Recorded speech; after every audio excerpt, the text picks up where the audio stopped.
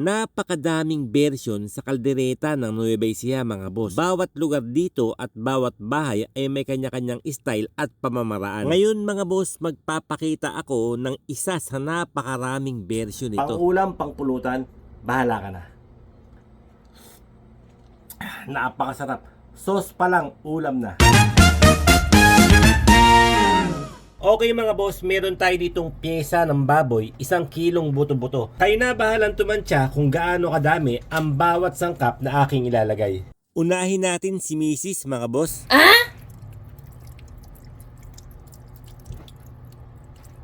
At isunod naman natin si Bunso mga bossing.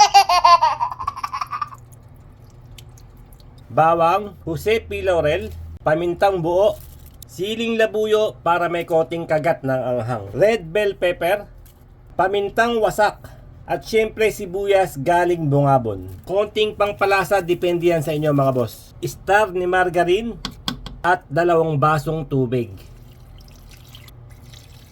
Pakukuluan lang natin yan hanggang sa lumambot mga boss. Sa isang lumang kawali naman mga boss, magprito muna tayo ng patatas at carrots.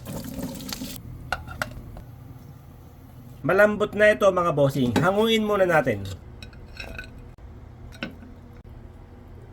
Ngayon naman mga boss, magigisa na tayo. Unahin na natin ang bawang ayon sa nakasanayan, sibuyas galing bungabon, red bell pepper, panggisa natin patis, tomato paste. Mas mainam talaga sinasama sa gisa yung tomato paste mga boss para lumabas yung tunay na lasa at tunay na kulay nito mga bossing. At saka natin nilagay mga bossing yung ating pinalambotang buto-buto. Hayaan lang nating masangkot siyang mabuti mga boss. Maglagay tayo ng kanyang pinagpakuluan. 1 latang liver spread. Pag semi natutuyo na mga boss, ilagay muna natin yung 2 piga ng niyog. 2 pack na winasak na tinggel mga bossing, maglalagay tayo. Joke lang. Mani po yan, 2 pack, dinurog ko lang. At syempre, dinurog ng skyflakes. 1 malupitang halo. At pag semi natutuyo na naman mga boss, ilagay na natin yung kakang gata o purong gata, unang piga ng niyog.